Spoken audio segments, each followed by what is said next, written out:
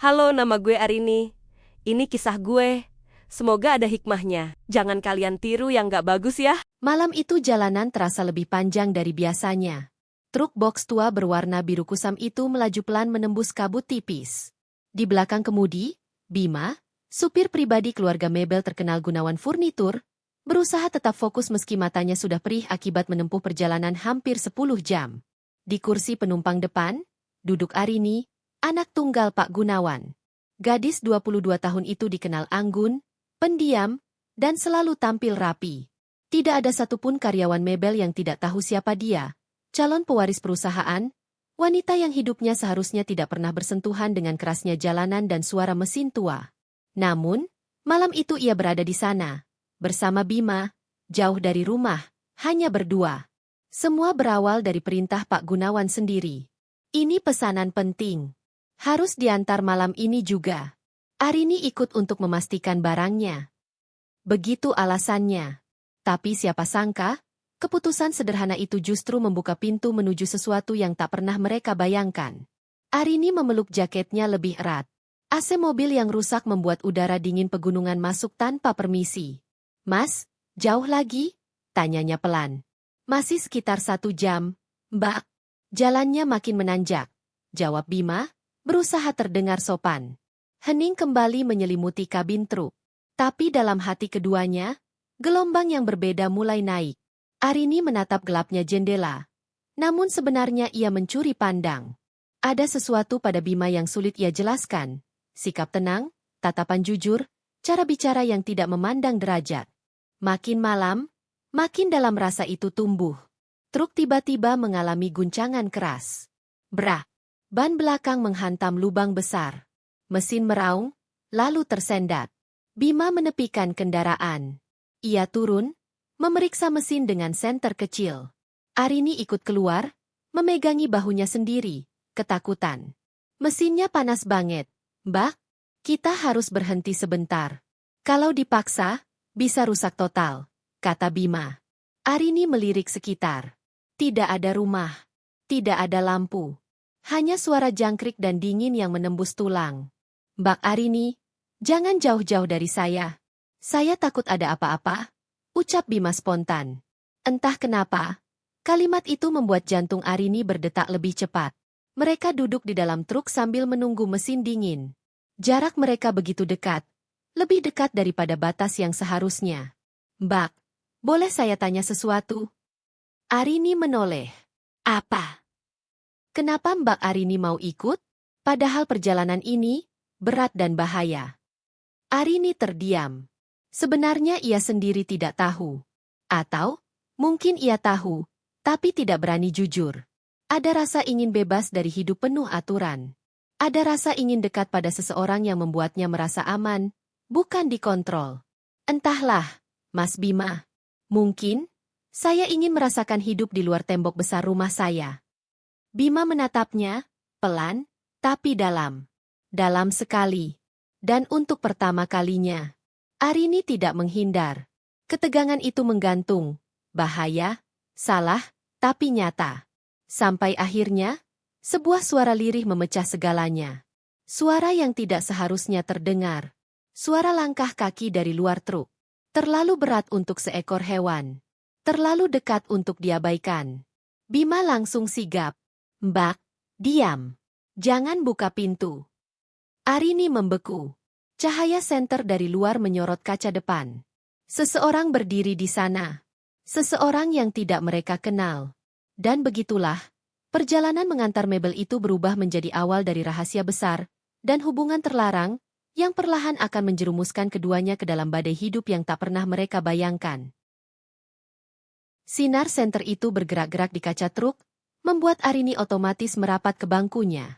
Tangannya gemetar, dan tanpa sadar ia menggenggam lengan Bima. Genggaman itu erat, terlalu erat, menandakan betapa takutnya ia. Bima menelan ludah, lalu menurunkan kaca perlahan. Pak, ada perlu apa ya? Sosok itu mendekat, wajahnya setengah tersembunyi oleh hood jaket lusuh. Kalian ngapain berhenti di sini? Malam-malam begini bahaya. Suaranya serak. Bima berusaha tenang. Mesin panas, Pak. Harus nunggu dingin. Orang itu mengangguk pelan. Hati-hati. Daerah sini sering ada begal. Tadi saya lihat dari jauh. Makanya saya cek dulu. Ucapan itu membuat Arini makin pucat. Bima memegang pundaknya untuk menenangkan. Sebuah sentuhan kecil yang justru membuat dada Arini berdebar aneh. Orang itu akhirnya pergi. Senter menghilang perlahan di balik pepohonan. Tapi setelah ia hilang, suasana justru terasa lebih sunyi. Lebih mencekam. Bima memeriksa mesin lagi, lalu kembali masuk. Mbak, tenang. Kita aman. Aku nggak pernah seseram ini, bisik Arini, suaranya bergetar. Bima tersenyum tipis. Makanya jangan ikut lagi kalau ada pengiriman jauh.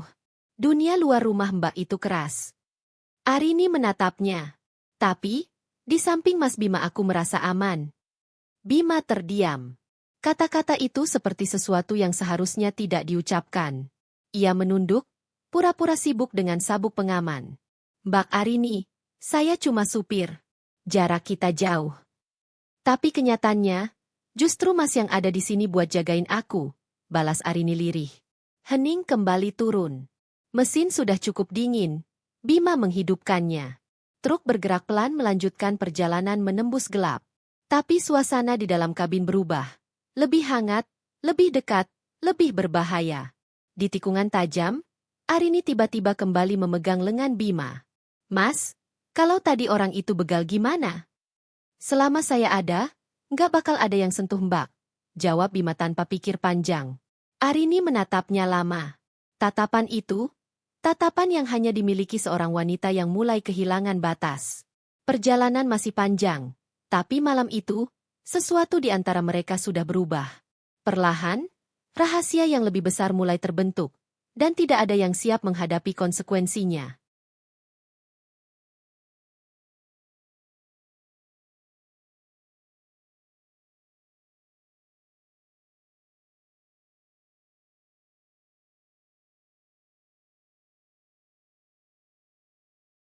Truk melaju pelan menembus jalanan hutan yang gelap. Hanya lampu depan yang membelah malam. Di dalam kabin, suasananya terasa aneh. Seakan udara jadi lebih hangat, lebih tipis, lebih dekat dari seharusnya. Arini bersandar, memeluk jaket yang tadi dipinjamkan Bima. Mas, ini masih jauh ya? Masih 2 jam lagi, jawab Bima sambil fokus ke jalan. Arini menghela napas panjang. Tadi, aku beneran takut. Tapi sekarang lebih tenang. Syukurlah. Bima tersenyum singkat. Tapi tenangnya bukan karena jalanan yang aman. Arini menatapnya dari samping. Tapi karena Mas Bima. Bima langsung salah tingkah. Mbak, jangan bercanda begitu. Aku nggak bercanda, balasnya pelan. Kabin kembali sunyi. Hanya suara mesin yang memecah keheningan. Bima ingin mengalihkan pembicaraan, tapi Arini terus menatapnya. Seolah mencari keberanian untuk berkata lebih. Mas, Arini memegang pundaknya lagi. Kenapa sih Mas selalu ngejaga jarak sama aku? Bima menelan ludah. Karena saya cuma karyawan Bapak Mbak. Dan Mbak itu anak bos. Kalau saya salah sedikit aja, hancur semua. Tapi itu kan cuma status, jawab Arini halus. Yang penting perasaan seseorang. Perasaan bisa bikin orang celaka, gumam Bima. Tapi bisa juga bikin orang bahagia. Arini semakin mendekat, tapi Bima menahan napas dan memusatkan mata hanya ke jalan. Ia tidak boleh goyah. Ia tahu apa risikonya. Ia tahu masa depan pekerjaannya, hidupnya, bahkan nama baiknya bisa musnah kalau ia salah langkah. Tapi semakin ia menahan diri, semakin Arini mendekat. Mas, suaranya turun lembut. Aku capek dianggap anak kecil. Aku capek semua orang ngatur hidupku. Mas Bima orang pertama yang bikin aku merasa dilihat. Jantung Bima berdegup kencang. Hubungan mereka seharusnya berhenti di batas sopir dan majikan. Namun kata-kata Arini membuka pintu yang selama ini Bima kunci rapat-rapat. Angin malam masuk melalui kaca kecil yang terbuka. Aroma hutan, suara jangkrik, dan remang kabin membuat detik itu terasa seperti dunia menyingkirkan semua halangan. Dan akhirnya Bima menjawab lirih. Mbak, kalau saya jujur, saya juga takut sama perasaan saya sendiri. Kata-kata itu adalah awal dari segalanya. Perjalanan terus berjalan. Jarak makin dekat. Batas makin tipis. Tak ada yang tahu. Malam itu akan mengubah hidup mereka selamanya. Hutan akhirnya mulai terbuka. Berganti dengan jalanan berbatu yang mengarah ke dataran tinggi. Kabin truk terasa lebih sunyi dari sebelumnya. Padahal mesin masih meraung pelan menanjak. Arini memeluk jaket di dadanya. Sesekali melirik Bima dengan tatapan yang tak bisa ia sembunyikan. Sementara Bima, sejak ucapannya di bab sebelumnya, ia seperti berjalan di atas es tipis. Semua terasa rawan. Salah kata sedikit, salah gerak sedikit, semuanya bisa runtuh. Bak Arini, Bima memecah hening, suaranya pelan tapi tegas. Kita harus jaga diri. Perasaan itu, kalau nggak hati-hati, bisa nyakitin dua pihak. Arini tidak menjawab. Ia menatap keluar jendela yang memantulkan bayangannya sendiri. Kalau hidup dari tadi selalu aku dijaga, kapan aku bisa ngerasain hidup yang sebenarnya? Gumamnya. Kata-kata itu membuat Bima menoleh sesaat. Ada sesuatu dalam suara Arini, campuran luka, lelah, dan keinginan untuk bebas. Truk berhenti di tikungan panjang karena Bima harus memeriksa rem yang mulai panas. Begitu truk berhenti total, suasana jadi benar-benar hening. Arini duduk diam, hanya mendengar suara napas mereka berdua. Mas, Arini akhirnya bicara, boleh aku jujur? Bima mengangguk tanpa menatap. Aku nggak pernah bisa jadi diri sendiri di rumah. Papa terlalu ngatur semua. Dari cara berpakaian sampai siapa yang boleh genggam tanganku. Semua serba aturan. Ia menunduk, suaranya turun semakin lirih. Dan selama ini, yang benar-benar memperlakukan aku seperti manusia cuma Mas Bima. Perkataan itu menusuk Bima lebih dari apapun. Hatinya bergetar, tapi otaknya berteriak untuk menjauh. Namun Arini melanjutkan, tak memberi waktu Bima untuk menata pikirannya. Mas, aku tahu Mas menjaga batas. Tapi kadang batas itu justru bikin seseorang merasa sendirian. Bima mengusap wajahnya, mencoba mencari kalimat yang tepat. Kalau saya hilang kontrol, kalau saya salah melangkah, bak yang paling rugi. Katanya berat. Saya ini cuma supir. Arini menggeleng pelan. Mas bukan cuma supir. Mas itu manusia yang aku percaya. Hening turun lagi. Tidak ada angin. Tidak ada suara lain selain detik jam di dashboard truk. Ketika Bima menatap Arini, gadis itu sudah menatapnya lebih dulu. Tatapannya bukan tatapan anak bos. Bukan tatapan manja atau sok dekat. Tatapan itu, tatapan seorang wanita yang sedang meminta seseorang tinggal di sisinya. Untuk pertama kali sejak perjalanan itu dimulai, Bima goyah. Dan pada momen goyah itulah, satu keputusan kecil merubah arah perjalanan mereka. Bima tidak menepis genggaman Arini ketika gadis itu memegang tangannya. Ia membiarkan. Dan, membiarkan, itu menjadi dosa pertama mereka berdua. Perjalanan masih jauh. Tapi arah mereka sudah tak lagi sama. Batas sudah retak. Hanya menunggu waktu sebelum semuanya benar-benar pecah. Eruka kembali melaju setelah rem cukup dingin. Tapi perjalanan setelah itu tak lagi sama. Mereka tak banyak berbicara. Namun keheningan itu justru terasa lebih berbahaya dibandingkan sebelumnya. Genggaman tangan Arini yang tadi tidak ditepis, kini menggantung di antara mereka seperti rahasia yang siap meledak kapan saja. Lampu-lampu kota kecil mulai terlihat dari kejauhan. Seharusnya itu membuat perjalanan terasa aman, tapi justru membuat hati mereka makin penuh kegelisahan. Arini memandang lurus ke depan, sementara Bima berkali-kali menarik napas dalam, seolah ingin menyadarkan diri bahwa ia sudah melangkah terlalu dekat. Mas, Arini memecah hening. Tadi, waktu aku pegang tangan Mas, kenapa Mas nggak nolak? Pertanyaan itu datang begitu langsung. Bima terdiam beberapa detik. Ia ingin berbohong, tapi suara Arini terlalu tulus untuk dibalas dengan dusta. Saya nggak punya tenaga buat bohong, Mbak, jawabnya lirih. Saya nggak nolak karena saya juga ngerasa sesuatu. Arini menunduk, namun sudut bibirnya gemetar seperti ingin tersenyum dan menangis sekaligus. Berarti, bukan cuma aku. Bukan, ucap Bima jujur, tapi perasaan itu salah tempat. Arini menatapnya dengan mata yang berkilat oleh lampu jalan. Mas Bima, semua yang terjadi dalam hidup nggak selalu harus sesuai aturan. Kadang orang cuma pengen didengarkan, ditemani, dan Mas ada di sini. Justru itu bahaya, jawab Bima cepat. Karena kedekatan itu bisa jadi bumerang buat kita berdua. Tapi di balik kata-katanya, Bima tahu satu hal. Ia tak lagi sepenuhnya mengendalikan situasi. Dan Arini tahu itu. Truk akhirnya melewati tanjakan terakhir lalu berhenti di rest area kecil untuk istirahat. Langit gelap bertabur bintang, udara dingin, dan suasana sepi. Hanya lampu kuning redup yang menyinari area tersebut. Arini turun dari truk, memeluk dirinya dari dingin yang menusuk. Mas, sini sebentar. Bima ragu, tapi ia tetap mendekat. Arini menatapnya dengan tatapan yang membuat jantung Bima bergetar. Aku cuma mau bilang, hidup di rumah itu sesak.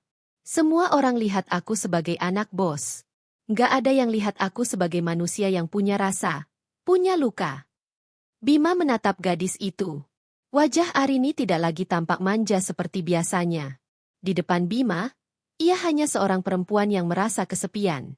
Kalau saya terlalu dekat, saya takut bakal nyakitin Mbak lebih dalam, kata Bima akhirnya. Arini tersenyum miris. Lebih sakit mana, Mas? Nyoba dekat, atau hidup tanpa pernah merasakan apapun? Angin malam berembus pelan, membawa aroma kayu basah. Waktu seperti berhenti. Arini memandang Bima lama sekali. Perlahan, tanpa kata, tapi penuh makna. Dan pada momen itu, Bima merasakan sesuatu yang tak pernah ia izinkan sebelumnya. Keinginannya sendiri. Ia ingin melindungi Arini. Ia ingin berada di sampingnya. Meski itu berarti melawan aturan, melawan status, bahkan melawan dirinya sendiri. Itu bukan cinta. Bukan nafsu. Bukan pula sekadar simpati. Itu campuran berbahaya dari semuanya. Dan ketika keduanya berdiri begitu dekat di bawah cahaya kuning rest area, mereka berdua tahu, batas yang tadinya retak, hari itu resmi runtuh. Tak ada jalan kembali. Pagi mulai merayap dari balik bukit saat truk memasuki kota tujuan. Udara dingin berubah jadi hangat, dan suara kehidupan mulai terdengar. Toko-toko membuka pintu, pedagang menata dagangan, dan suara motor berlalu lalang memecah sisa keheningan malam. Namun suasana di dalam kabin truk sangat berbeda. Arini duduk diam, menatap keluar jendela. Sementara Bima mencoba fokus menyetir, walau pikirannya terus kembali pada momen semalam. Momen ketika batas di antara mereka resmi hilang. Semuanya berlangsung cepat, intens, dan terlalu kuat untuk diabaikan. Bima menggenggam setir lebih erat. Apa yang ia lakukan? Apa yang sudah mereka biarkan terjadi? Ia menatap sekilas Arini. Gadis itu tampak tenang. Tapi dari sorot matanya, Bima tahu ia sedang memikirkan hal yang sama. Setelah barang mebel diturunkan di gudang pembeli, Bima mengusap keringatnya yang dingin. Semua pekerjaan berjalan normal, seolah dunia tidak tahu apapun. Itu justru membuat Bima semakin gelisah. Usai tanda tangan serah terima, Arini menghampirinya. Wajahnya teduh, sedikit lelah, tapi ada ketenangan yang aneh. Mas, katanya pelan, kita ngobrol sebentar sebelum pulang. Bima mengangguk. Jantungnya mulai berdebar lagi. Mereka duduk di bangku kecil dekat gudang, di bawah pohon rindang. Tidak ada orang lain di sekitar. Arini menarik napas panjang sebelum mulai bicara. Mas, aku tahu semalam itu, mungkin bagi Mas adalah kesalahan. Bima menutup mata, menahan gelombang emosi. Mbak, saya. Tapi bagi aku, potong Arini, itu pertama kalinya aku ngerasa dipilih. Bukan karena aku anak bos. Bukan karena kaya. Tapi karena aku. Bima terdiam. Kata-kata itu menusuk dalam, lebih dalam dari apapun yang pernah ia dengar. Tapi Mbak, Bima balas pelan, yang kita lakukan semalam bisa jadi bencana besar. Bukan buat saya aja, buat Mbak juga. Bagaimana kalau ayah Mbak tahu? Bagaimana kalau orang kampung ngomong? Arini tersenyum miris. Itu yang aku takutin, Mas. Papa itu keras. Harga dirinya tinggi. Kalau sampai tahu, Mas pasti dipecat. Aku bisa dikekang habis-habisan. Bima mengangguk pelan. Ia tahu. Arini memegang tangan Bima dengan kedua tangannya. Mas, aku nggak minta hubungan. Aku nggak minta janji. Aku cuma mau Mas tahu kalau apa yang terjadi semalam, buat aku itu berarti. Bima menelan ludah.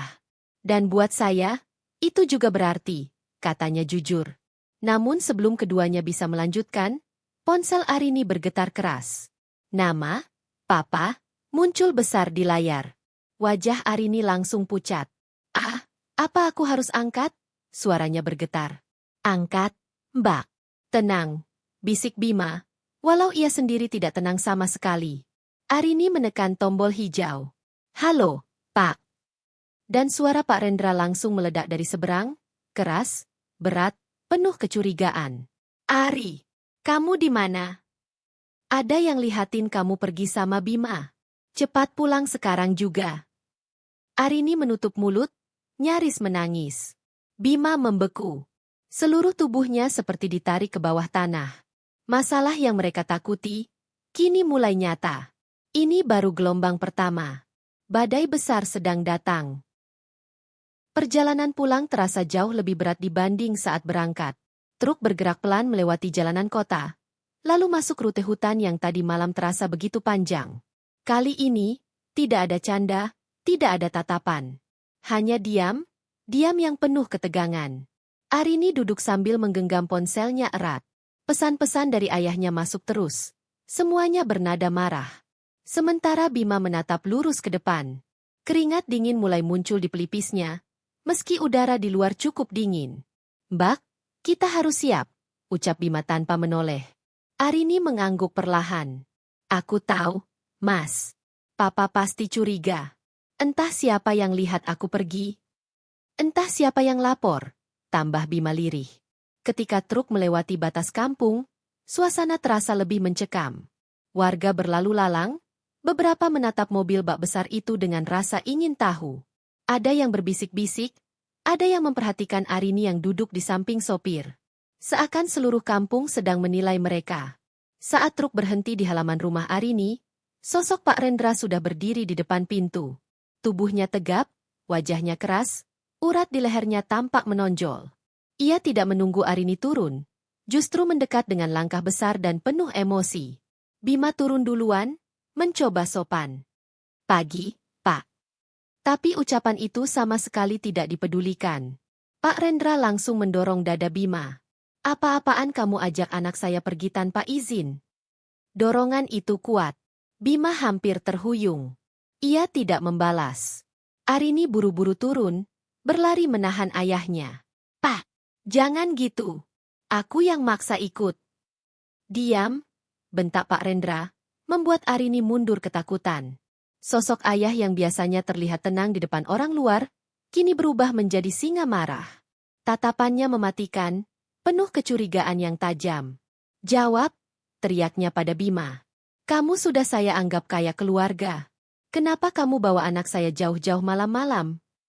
Kamu kira saya nggak curiga? Bima menunduk. Suaranya rendah sekali. Saya cuma kerja, Pak. Nggak ada maksud buruk. Bohong, pekik Pak Rendra. Kalau cuma kerja, kenapa anak saya ikut? Kenapa kamu nggak nolak? Arini menangis. Papa, aku yang maksa. Mas Bima bahkan mau nolak. Aku yang ngotot.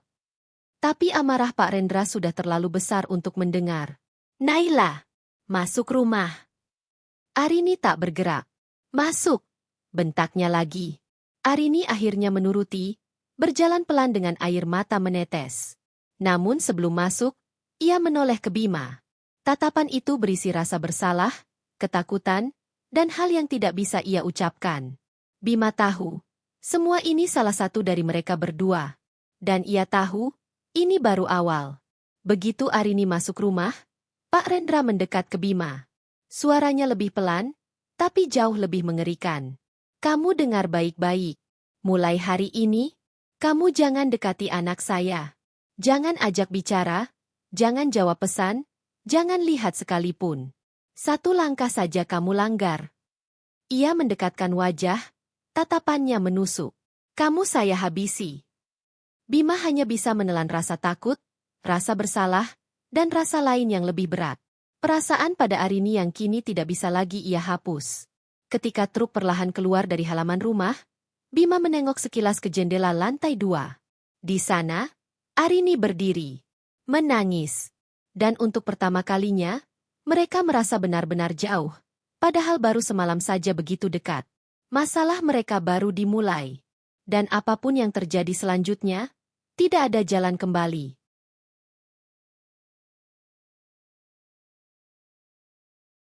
Sejak kejadian itu, kampung mendadak terasa lebih kecil dari biasanya. Setiap sudut seperti punya mata. Setiap rumah seperti punya telinga. Nama Bima dan Arini mulai berputar di antara bisik-bisik warga. Tidak ada yang tahu pasti apa yang terjadi. Tapi gosip selalu punya cara memperbesar sesuatu yang kecil dan menambah yang tidak ada. Bima hanya bisa menunduk setiap melewati warung atau pos ronda. Ada yang menyapa, tapi dengan senyum setengah. Ada yang diam, tapi tatapannya tajam. Bahkan anak-anak kecil pun berhenti bermain ketika truk Bima melintas, seakan melihat sesuatu yang aneh. Di bengkel mebel Pak Rendra, suasana lebih membeku. Semua pekerja seperti mendapat instruksi tak tertulis untuk menjauh dari Bima. Tidak ada lagi canda-candaan seperti dulu. Tidak ada lagi kopi yang disodorkan tiap pagi. Semua berubah menjadi dingin. Bima menahan semuanya. Ia tidak bisa marah, tidak bisa protes. Yang bisa ia lakukan hanya bekerja, atau berpura-pura bekerja, sambil berharap badai segera lewat.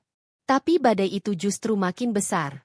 Sementara itu, di rumah besar bercat hijau milik Pak Rendra, Arini dikurung dalam arti sebenarnya. Pintu dikunci, ponsel disita, dan ia diawasi ketat oleh ibunya yang bahkan tidak tahu duduk perkara sebenarnya. Hanya tahu satu hal, anaknya tidak boleh keluar. Arini duduk di tepi jendela, menatap jalan kampung dari balik tirai. Ia melihat truk Bima lewat dari kejauhan. Pelan, penuh beban yang tak terlihat. Air matanya jatuh lagi. Sudah berapa kali ia menangis hari ini? Entahlah. Yang jelas, yang paling menyakitkan bukanlah marahnya ayahnya, tapi kenyataan bahwa ia sama sekali tidak bisa menjelaskan apapun kepada Bima, atau melindungi perasaan yang sudah terlanjur tumbuh. Kamu harus nurut sama papa, kata ibunya dari belakang. Ini semua demi kebaikan kamu. Arini memejamkan mata. Kebaikan versi siapa? Demi siapa? Ia ingin berteriak. Tapi suara itu hanya keluar sebagai bisikan. Bu, aku cuma pengen hidupku sendiri. Bukan hidup yang diatur papa. Di bengkel, Bima duduk sendirian di bawah pohon jati besar. Sebenarnya hari itu ada banyak pesanan, tapi pekerja lain dibiarkan menangani tanpa dirinya. Ia seolah dibuat tidak terlihat. Seorang rekan kerja bernama Ranto akhirnya mendekat. Suaranya pelan. Bim, hati-hati sama bos. Dia lagi panas. Banyak orang bilang macam-macam. Bima menatap tanah. Saya nggak ngapa-ngapain. Tuh. Ya gue tahu, Ranto mengangguk. Tapi yang orang lihat tuh beda. Apalagi ada yang bilang lihat kalian berdua pergi malam-malam. Bima terdiam. Jadi benar, ada yang melihat. Itu sumber kecurigaan semuanya. Gue nggak mau ikut campur, lanjut Ranto. Tapi lu jaga diri. Bos bisa gelap mata. Bima mengangguk lagi. Kata-kata itu tidak membantu. Tapi setidaknya ia tahu situasinya lebih parah dari yang ia kira. Malam harinya, Bima duduk di teras rumah kontrakannya. Angin dingin berembus pelan. Ia memandangi layar ponsel kosong, tidak ada pesan dari Arini, meski ia tidak benar-benar mengharapkannya. Namun tiba-tiba ada ketukan pelan di pagar kayu. Tok, tok. Bima mendongak cepat. Di balik gelap, sosok kecil berdiri. Seorang anak laki-laki tetangga. Mas Bima, katanya pelan sambil menyerahkan secari kertas. Tadi ada Mbak Arini suruh kasih ini. Dia ngasih lewat jendela. Jantung Bima langsung melonjak. Ia mengambil kertas itu dan membacanya di bawah lampu teras. Tulisan tangan Arini, terburu-buru, tapi jelas. Mas, aku nggak apa-apa. Aku kuat. Tapi aku takut papa makin benci sama mas. Tolong jangan datang dulu. Jangan cari aku. Aku nggak mau mas kenapa-kenapa. Tolong tunggu aku. Arini. Bima meremas kertas itu. Ada perasaan hangat, tapi jauh lebih besar. Ada perasaan sakit. Karena ia tahu. Jika seorang perempuan menulis, tunggu aku. Itu berarti dia sedang berjuang sendirian. Dan Bima hanya bisa menunggu.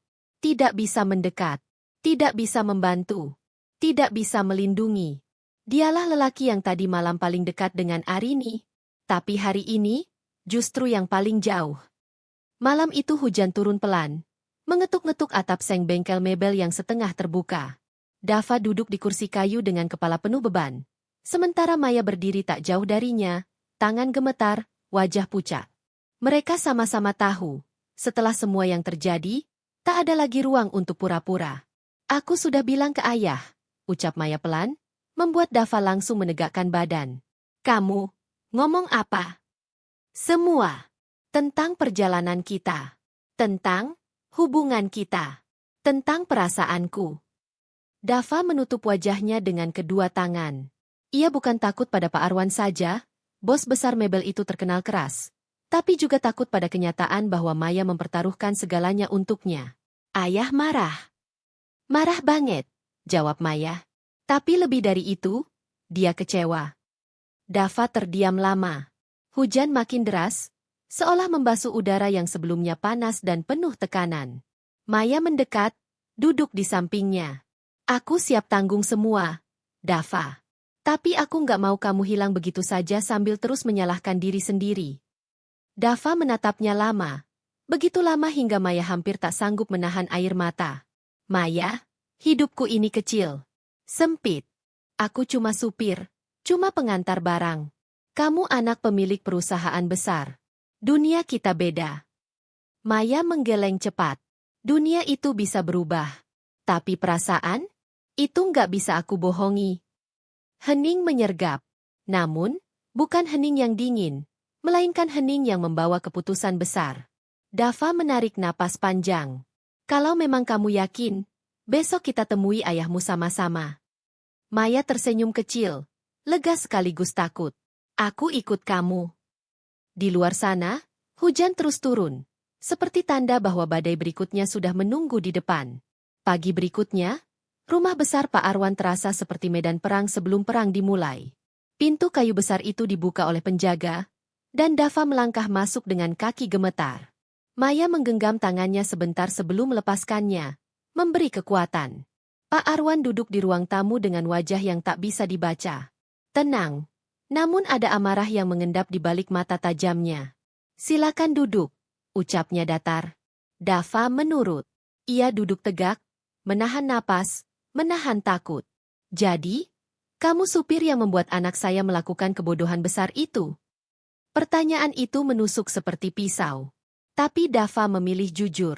Semua yang terjadi, bukan salah Maya saja, Pak. Saya yang bertanggung jawab. Pak Arwan mengetuk meja dengan jarinya, ritme pelan yang membuat ruangan semakin tegang. Kamu tahu, saya bisa pecat kamu hari ini juga. Bahkan buat kamu nggak bisa kerja di kota ini lagi. Dava menunduk. Kalau itu hukumannya, saya siap. Maya segera memotong. Ayah, jangan gitu. Dava nggak maksa aku. Semua karena aku juga. Tutup mulutmu, Maya, bentak Pak Arwan. Suasana membeku. Namun Maya tetap berdiri membela kekasihnya. Ayah selalu bilang aku sudah dewasa. Dan kalau aku melakukan kesalahan, aku harus hadapi konsekuensinya. Tapi Dava bukan laki-laki jahat. Aku sayang dia. Dan kalau ayah bikin dia hilang dari hidupku, aku nggak akan pernah memaafkan ayah. Kalimat itu membuat ruangan sunyi. Pak Arwan memandang putrinya lama, sampai akhirnya ia mengalihkan pandangan ke Dava. Dava. Ya, Pak. Jawab jujur. Kamu serius sama Maya? Atau hanya memanfaatkan kesempatan? Tanpa ragu, Dava menjawab, saya serius, Pak. Dan kalau diizinkan, saya ingin memperbaiki semuanya dengan cara yang terhormat. Pak Arwan menghela napas panjang. Kalau begitu, mulai hari ini, kamu tetap bekerja di sini. Tapi saya awasi. Dan kalian berdua, ia menatap Maya tajam, tidak boleh bertemu berduaan sebelum saya yakin kamu benar-benar bertanggung jawab. Maya bergegas memeluk ayahnya. Lega meski aturan itu berat. Dava menunduk dalam-dalam, bersyukur sekaligus tersadar bahwa perjalanan mereka baru saja dimulai. Setidaknya, untuk pertama kalinya, mereka melangkah di jalan yang lebih benar, tanpa sembunyi-sembunyi lagi.